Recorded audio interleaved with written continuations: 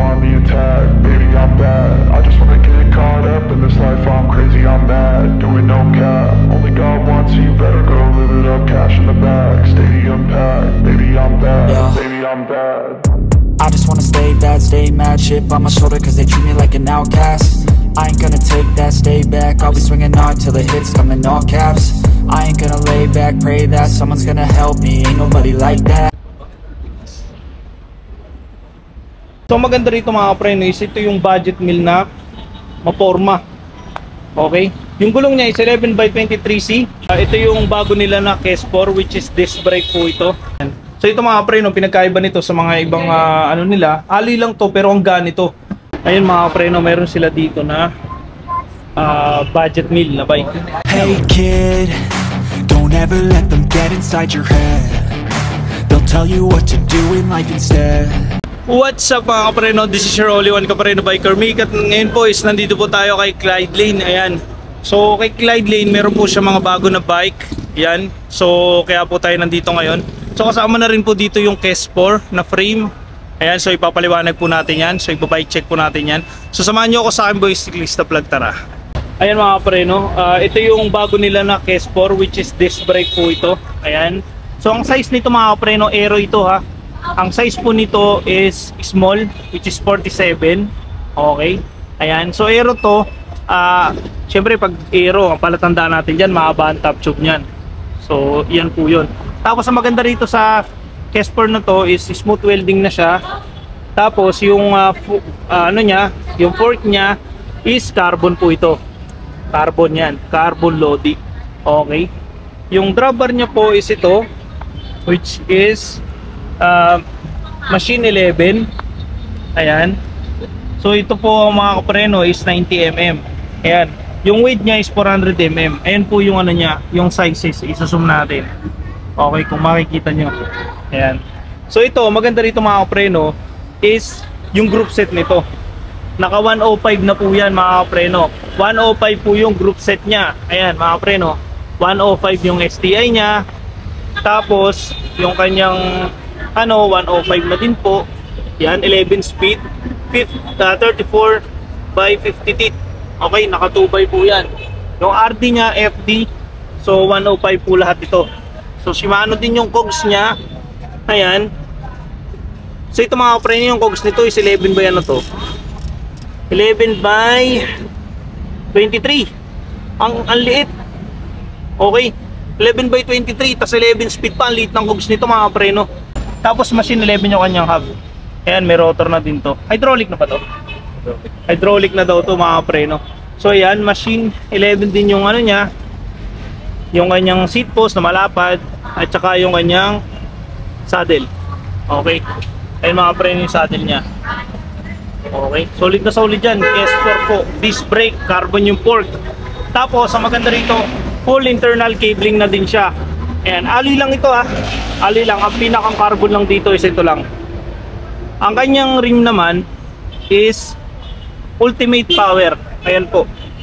Ultimate power yung kanyang rim. Ito ngayon, 700C by 28. Pero ang nakalagay kasi dito is kaya niya hanggang 38C. Yung kanyang lapad. Kasi malaki pa po ang spacing nito dito. Okay. Ayan mga preno, meron kasi itong butas dito. Ayan o. So ang laki ng spacing, pwede siya pang rim brake mga preno. Ayan, papakita ko lang sa inyo kasi meron siyang thread po dito. Yun ang maganda dito kay K-Sport. Ayan, so ito po yung K-Sport. Solid na solid yung mga preno, naka 105 pa, di ba? Ito yung isa sa pinakabago ng K-Sport ngayon ha. Okay, full internal cabling. Okay, ayan, K-Sport Ultimate. So ayan, 48,000 pesos. Okay, so negotiable pa yan. Yan. Yan mga preno, yan yung ano, yan yung Clyde Lane. Okay. So ito, isa sa maganda at bagong labas nila dito na road bike. Ito aero din to kasi mahaba din yung top tube niya. Ang size po nito is 44C. Ayan, 700C, 44cm yan, centimeter yan. So 44 lang siya, pero pag tiningnan mo siya, pwede na sa 5.5 yung height. Yan, kasi mahaba yung top tube niya. Tapos ang ano nito, Pro Max po ang tatak nito, ang brand nito. Okay. So ang ganda ng kulay nito mga preno. Ayan oh. Para siyang ni-repaint. Okay? Tapos smooth welding siya. Tapos yung kanyang ano, full internal cabling na rin siya. Okay? Walang wiring ka na makikita dyan. Ayan. Tapos, bukod sa smooth welding dito, smooth welding din kasi to. Ayan, oh, ang ganda. Okay? Nakikita nyo naman. Alloy po ito, ha. Okay, so sa ano nito, R7 po ang pinakang ano niya, shifter niya, R7. Okay, which is 10 speed, no? L2. Ayan po, L2. Tapos ito budget lang to, pero ang ganda. Yung RD niya, R7 din. Tapos yung FDRD R7. Ayan. So ito mga preno is 11 by 32 teeth. Okay. Tapos dito kasi naka-square type siya. Unlike dun sa isa namin na vlog, naka-halotech na po yun, yung 105. Ito is stock lang din yung ano nito, yung crank square type. Naka 2x po yan. Ayan. So maganda rito mga preno is ito yung budget mill na maporma. Okay. Yung gulong niya is 23C. Tapos may rotor na siya. Hindi siya po hydraulic, naka-mechanical lang po siya. Ayan. So ito mga preno ay 17,500. Okay. So budget na budget yan mga preno, ha. So napakaganda nito. Kung mahilig ka sa aerobike, pwede. Tapos, so since ito ay 23C, pwede mo rin kasing lagyan to ng ano ng 28 kaya. Ang laki pa ng spacing, no? 28 kaya po. Tapos yung hub nito, stock lang. Ayan. So Pro Max yung rim. Ayan mga preno, ha. Mechanical brake po ito. So 17,500 negotiable. Okay. So syempre kung halimbawa wala kang cash at gusto mo rin ito, may home credit po si Cladling. Ayan, may home credit po siya. Okay. So next tayo, meron ditong bagong brand. Napakaganda nito mga preno. Kasi uso ngayon yung gravel. So isa to sa mga gravel bike na talagang magugustuhan mo. Sure ako dun mga preno. Solid to. Okay. Ang brand niya po is Rock. Ayan. Rock po yung kanyang brand. Napakaganda. Internal cabling siya. May lagayan po siya dito ng ano, ng kung ano man yung gusto mo ilagay, pero mostly yan battle cage. Tapos dito lagayan mo battle cage or lagayan ng mga ano mo, pangayos ng bike. Okay? Mga equipment mo. So meron din siya dito, pwede mo rin sa paglagyan. Kasi nga po, gravel bike siya. So possible loaded ang gusto mong ilagay sa ganito. Ayan. So ito mga preno, kasama sa design ng frame niya is yung mga ganito. May mga city-city na yan. Ayan. Okay, kasama po yan. Then, ang maganda rito mga preno, naka-emboss talaga yung pangalan na Rock. Okay. So internal cabling. Ayan. So alloy po ito. May mga lagayan din po siya dito. Ayan, yung mga lagayan ng mga pwede mong lagayan ng equipment. Pwede mo dito ilagay, like mga basket na maliit, pwede mo siya ilagay dito. Okay, ang ganda. May nakalagay na flat row dito sa gilid. So talaga combination niya, pang gravel talaga siya. Literal na pang gravel kasi marami siyang pwedeng ikabit. Okay. So ito mga preno, yung kulay niya is para siyang pang sundalo. Ang angas, di ba? Okay, so ito alloy. Ayan. Tapos ang STI po nito 9 speed to mga preno, ignite sa isa. Okay, ayan. Ang isa niya. Pangalawa, ang maganda rin dito mga preno is naka-halotech na siya. So yung FD niya ignite, Torney po yung kanyang RD. Okay. Tapos ito is Rock din po yung yung crank niya. Okay? Naka Shimano na BB. Shimano ba yung BB nito? Okay. Ayan, yung BB niya, Halotech. Okay. Naka-Halotech na BB, tas yung niya, crank. Okay. Naka 2x siya. So ito possible ng mga mga preno. 38 by 52. Yan, so grabe ang datingan. Pangalawa mga preno is napakalaki po ng nito, spacing nito. So ito 700C, nito? 700 ba to, sir? Yung laki. 40C.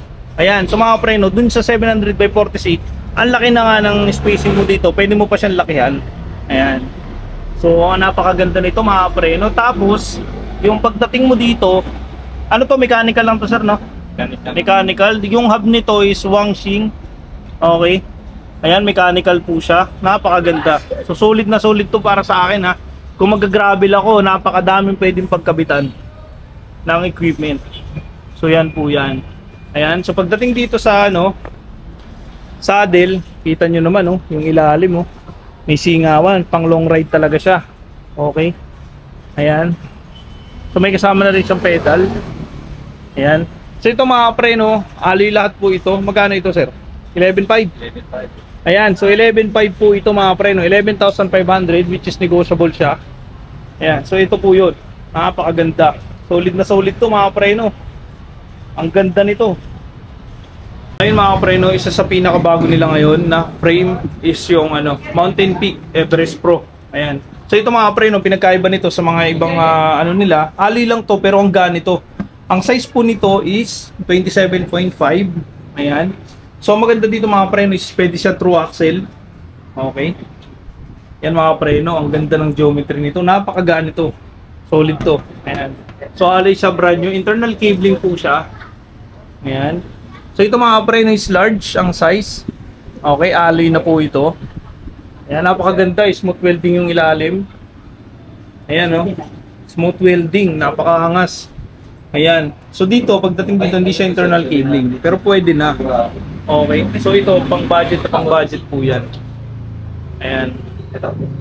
Magkano to boss? 7.8 sir. Okay, 7,800. May bawas po yan. Okay, kung halimbawa na wala kang budget ngayon, ayan o, home credit po. Open na po si Clyde Lane sa home credit. Okay. So isa yan sa pinakamaganda niya na frame ng MTB. And mga preno, meron sila dito na submit, which is yung submit niya 50 yung size. Ito mga preno, pan disc brake po yan. Okay, pan through axle pwede. Ayan, so 11,500 siya. Yung frame niya is carbon. Ayan, so meron silang submit dito. Tapos yung isa is mas maliit, so 48 po yung isa. Ayan, 48 po yung isa, pero ito yung kulay. Same price lang din, disc brake, carbon yung port. Okay, aero po ito, aero. Ayan.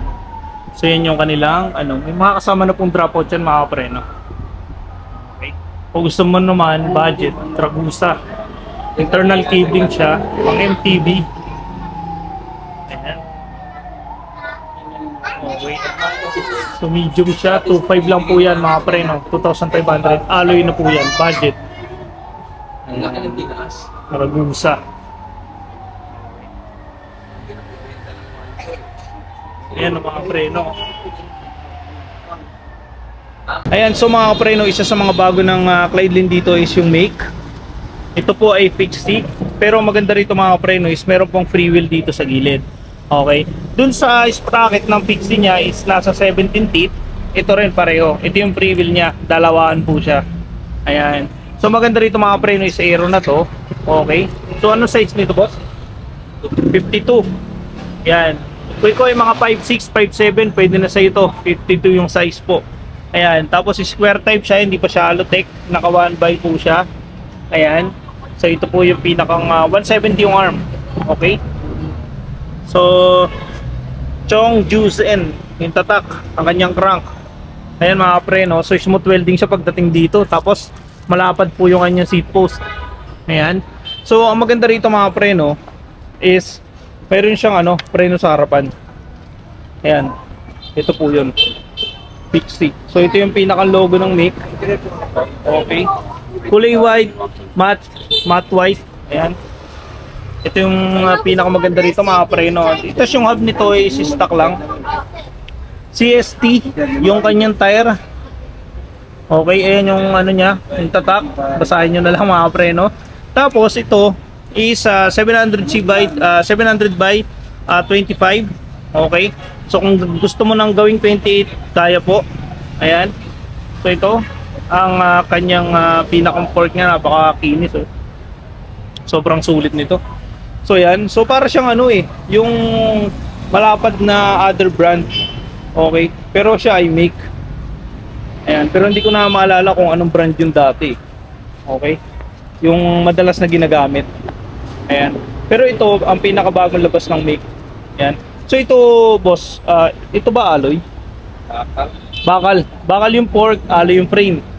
Okay. So yung Ang presyo nito mga preno is 8,500. Negotiable pa ito, no? Ayan, negotiable pa yun mga preno. So, ang baka lang dito is yung pork niya. Pero ali po lahat yan. Ayan. So, ito po yung bago niya.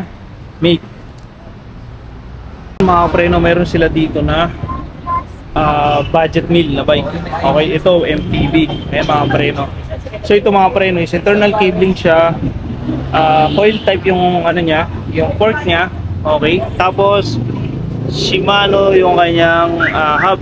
May rotor na siya, naka-mechanical brake ito mga preno. Tapos ito is ang combo shifter niya is Sandran, which is 8 speed siya. Ali po ito. Ang baka lang is ito. Okay, ali yung frame niya. Ayan, naka 3x po siya. FD niya is Sandran. Okay, may naka-indicate na 42 teeth. Ayan, 3x. Okay, pero square type pa lang din to. Okay. Tapos yung kanyang RD is Sandran. Ayan. So yung cogs niya is Shimano, which is 8 speed yan. Okay. So naka-rotor po siya. Ayan. Ito mga preno is maliit lang. Maliit lang po ang size nito. Okay. Naka-small lang to. Ayan mga preno na MTB. Okay. Ayan yung MTB niya. So ito, ali po ito. So ito mga preno ha, budget na budget lang po ito. Ayan. Budget na budget lang po. So ito is mabibili mo lang sa halagang 5,500. So budget na budget yan mga preno. Ayan, alay po ito. Okay, ang ganda nito mga preno. Yung gulong nito kasi is ayan, Wing Hyundai. Okay, ayan, ayun yung gulong niya. Ayan mga preno. So ito is ang size nito is 26. Okay, ayan. So yun yung tire niya.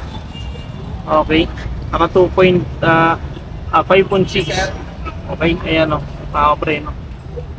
Ang max niya is ano, PSI niya is 2.0 to 5.6 yung PSI na max niya.